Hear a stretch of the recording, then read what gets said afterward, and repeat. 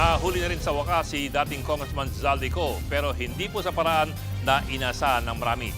Sa matagal na panahon, inisip kasi ng marami na ang International Criminal Police Organization or Interpol ang kukuha sa kanya gamit po ang isang red notice gaya po na nangyari kay dating Pangulong Duterte. Inisip naman ng iba na hindi madaling makuha si Zaldico dahil meron na raw siyang tinatawag na Portuguese Golden Passport na binibigay daw ng Portugal sa mga banyagang nag-i-invest sa kanilang bansa.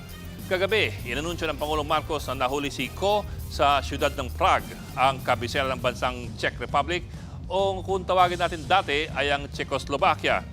At malinaw sa pahayag ng Pangulo na hindi po Interpol ang nakakuha kay Zaldico. Sa halip, inaresto si Zaldico dahil wala siyang travel documents. Sa madaling sabi, wala po siyang valid passport maging Philippine o Portuguese.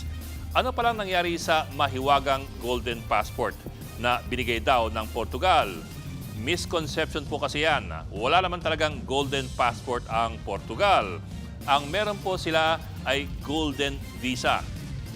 Gaya po ng ilan pa mga EU countries, ang Portugal ay nagbibigay ng tinatawag niyang Residence Permit for Investment Activity or ARI permit sa mga piling foreign investors.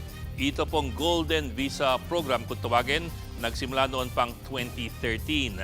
Nagbibigay po ito ng permanent residency sa mga banyaga na mag-invest ng kalahating milyong euros sa Portugal, maging sa investment funds or new businesses o dati sa real estate.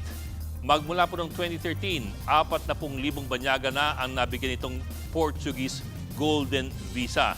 At kung meron ka nito, pwede kang mabuhay, magtrabaho o mag-aral sa Portugal. At pwede ka rin bumiyahe sa ibang bansa na kasama doon sa EU or European Union nang walang Schengen visa. Dahil nga, meron ka ng Portuguese Golden Visa at ang Portugal, siyempre, bahagi po ng EU. Ang suspetsa ngayon ng marami, ito talaga ang nakuha ni Zaldico, isa pong Portuguese Golden Visa. Pero ito nga, kung meron na siyang Portuguese Golden Visa, bakit pa rin siya dinampot sa Czech Republic dahil sa kawalan ng travel documents? Maring ito po ang dahilan. Ang anumang visa ay may visa lamang kung meron ka pang passport. Sa madaling salita, kahit isang katerba ang iyong visa, kung kanselado naman ang iyong passport, hindi ka rin makakausad.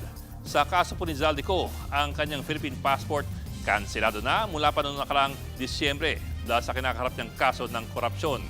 Kung ganon, kahit may Portuguese Golden Visa siya, katumbas lamang po ito ng tanso kung walang kadikit na valid Philippine passport.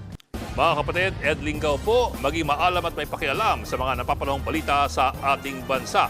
Para sa mas malilimang pagtalakay at paghimay sa mga issue at headlines, mag-follow at mag-subscribe sa social media pages ng News 5.